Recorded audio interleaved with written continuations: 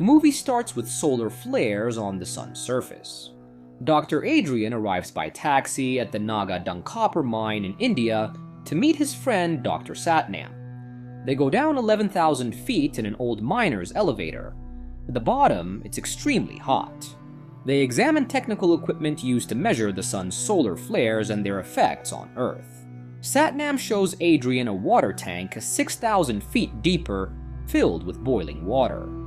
Dr. Adrian urgently returns to America to report the impending disaster to Karl Anheuser, the head of the presidential administration. Ignoring etiquette, Helmsley interrupts a charity event at a hotel.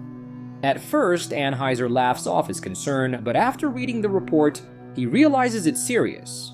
He quickly takes Helmsley to President Thomas Wilson. 1 year later, President Wilson informed the G8 summit about the impending end of the world in Colombia. He tells leaders from other nations about a catastrophic event that could lead to the end of civilization on Earth. Helicopters approach a site in the Cho Ming Valley, Tibet, where many local people are being moved away. A local man named Tenzin is hired as a welder there. In 2011, tickets for the Arks are being sold to the wealthy elite for €1 billion each. At the Louvre, President Wilson's daughter Laura meets with the museum director to replace the Mona Lisa with a fake to protect it from fanatics. In 2012, the general public still doesn't know the truth, but news reports begin discussing the Mayan calendar, and many people believing the end of the world is coming, some even harming themselves. Cracks start appearing on California streets, dismissed as mini-quakes. At a harbor, passengers on a cruise ship panic when it sinks a bit in the water. Later that evening, Laura is called by the Louvre director, who reveals they were misled about moving the art and plans to disclose the truth at a press conference. Before El-He can say more, his car explodes, killing him. Meanwhile, Jackson Curtis wakes up late on his sofa and realizes he's running behind schedule. As he drives, he notices a huge crack in the road. When he gets to his ex-wife Kate's house, his daughter Lily and son Noah come out, ready to go camping with him. Kate's husband Gordon says goodbye to the kids.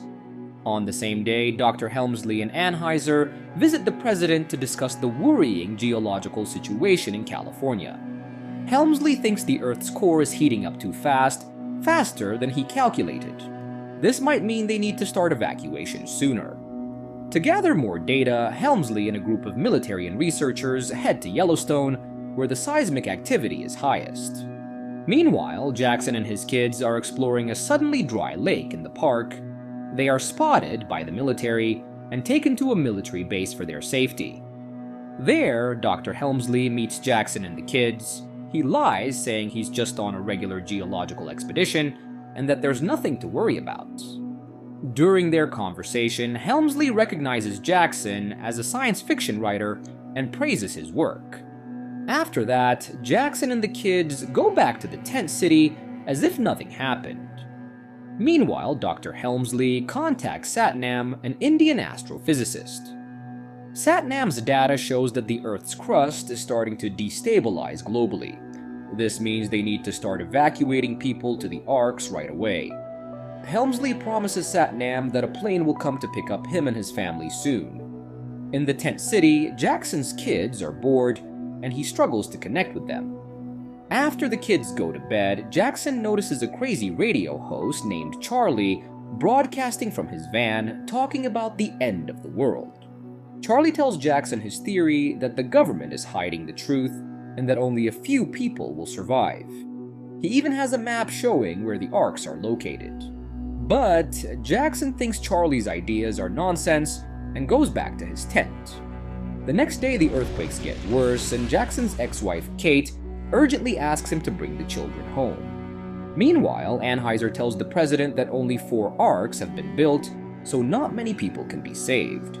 Helmsley reports to world leaders about the worsening situation, and the president orders an immediate evacuation to the Arks. Jackson takes the children to Kate and then heads to work.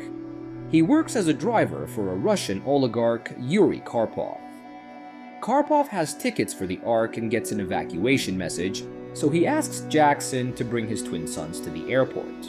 One of the boys mentions the big ships they will survive on, making Jackson remember Charlie's warnings and believe the end of the world is coming. He rents a plane and rushes to pick up his family. Kate doesn't believe him at first, but after another earthquake, she, the kids, and Gordon quickly get into Jackson's car. Los Angeles is being destroyed right before their eyes, with buildings collapsing and entire blocks sinking. They barely make it to the airport. At the airport, they find that the pilot of the rented plane is dead. Luckily, Gordon has taken some flying lessons and manages to get the plane in the air just in time. The city is being utterly destroyed, and soon other coastal cities also go underwater. Jackson tells the family they need to go to Yellowstone to get Charlie's map showing the location of the arcs.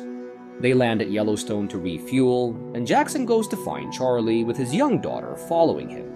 Charlie isn't in his van. He's on a mountain preparing for the end. Jackson asks Charlie for the map and hurries back to the plane. Charlie refuses to leave and continues broadcasting as a huge volcano erupts.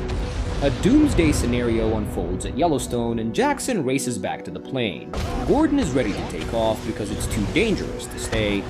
Jackson finds the map, jumps into the plane at the last moment, and Gordon manages to fly away from the explosions. Jackson examines the map and says the arcs are in China, so they need a bigger plane to get there. Meanwhile, Dr. Helmsley calls his father to warn him about the disaster, even though it's forbidden. His father bravely tells him not to worry and says a touching goodbye. Anheuser hides the truth from his mother, believing she would refuse to evacuate. Destruction is happening worldwide, and many people gather to pray in despair. Helmsley thinks it's wrong to keep the truth hidden, but Anheuser insists on silence until the chosen ones are safe on the arcs. Anheuser wants to evacuate the president immediately, but the president retreats to a chapel, speaking only to Helmsley. The president feels he hasn't done enough to save people and decides to stay and share their fate. Helmsley reports this, and Anheuser takes command, leading to a clash between them. The president's daughter, Laura, also boards the plane, saying a bitter goodbye to her father. President Wilson addresses the nation, and contrary to Anheuser's fears, it doesn't cause riots. Gordon's plane arrives in Las Vegas, but all flights are cancelled, making it unclear how to get to China. Jackson knows Karpov has ARC tickets and begs him to take his family. Karpov's pilot Sasha finds a working plane but needs a co-pilot. Jackson suggests Gordon. They run to the large AN-500 aircraft, and despite the controller's ban and a damaged runway, Sasha and Gordon take off. A Buddhist monk, Nima, receives a letter from his brother, who works on the arcs. His brother explains how to sneak onto an arc and asks Nima to bring their family. Nima informs his teacher and leaves to pick up his grandparents. The White House is covered in ash, and people take refuge inside, maintaining their dignity and helping others. President Wilson helps a little girl find her dad. The Prime Minister of Italy stays home, spending his remaining time in prayer, but a massive earthquake buries millions in the Vatican. Continents shift, causing giant tsunamis worldwide. One hits Washington, killing President Wilson. Helmsley reports that the Ark's base will be underwater in 6 hours, and notes that the Earth's crust has shifted significantly. The South Pole is now in Wisconsin. On the AN-500, Jackson and Kate reconcile. Sasha announces that fuel is running low, and they need to make an emergency landing. Due to the shifted continents, they end up in the Himalayas near their destination. The plane loses its engines, and they can't land in the mountains. Sasha instructs everyone to get into a car and exit the plane from the cargo area. Everyone leaves except for Sasha, who heroically flies the plane until it crashes, killing him. Chinese helicopters transporting animals to the arcs notice the survivors. Karpov shows his boarding passes, and he and his sons are taken on board, leaving the rest behind.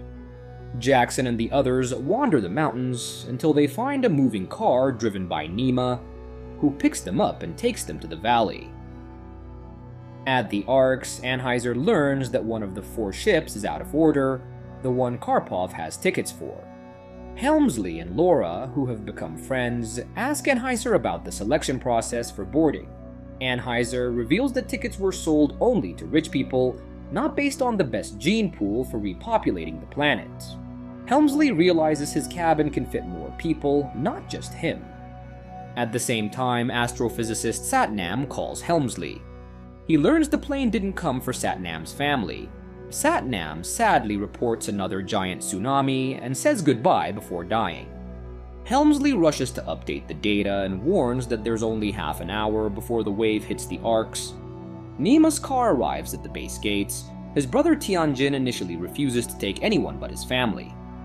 Kate pleads with Nima's grandmother to at least take the children, and she sternly insists they all come. Reluctantly, Tianjin agrees. Those with tickets for the malfunctioning Ark at the base realize they're being abandoned. Led by Karpov, the distraught crowd rushes toward the nearest operational Ark, where Helmsley happens to be. Anheuser orders the gates closed, but Tianjin leads Jackson's group through a back way into the ship. They see Karpov and his children unable to board and witness a tragic crash at the Ark's entrance, where many fall into the abyss. Helmsley addresses world leaders, urging them to open the gate to save those left outside. Anheuser argues for prioritizing those already on board due to the impending wave. Helmsley convinces the politicians to open the gate, endangering Jackson's group still inside the ship. As the gate opens, Tianjin and Gordon are caught in the gears. Tianjin is injured, but Jackson saves him. Sadly, Gordon slips and is fatally caught by the gears.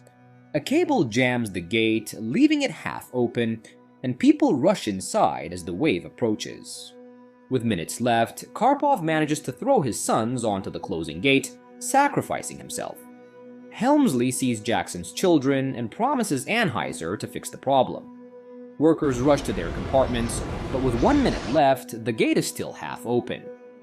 The huge wave hits, flooding the ship and trapping Jackson's group in a flooded compartment. The Ark drifts uncontrollably toward Everest. Helmsley guides Jackson through, unlocking the lift mechanism to close the gate and start the engine. Jackson's son helps him succeed, and as the gate finally closes, the engine starts. The Ark narrowly avoids collision with Everest. Backed up at the last moment by the engine, Jackson emerges a hero, reunited with his family. 27 days later, the water recedes, revealing a transformed Earth. Ships with survivors head to the new tallest point on Earth in southern Africa. People emerge from the arks to marvel at the new world.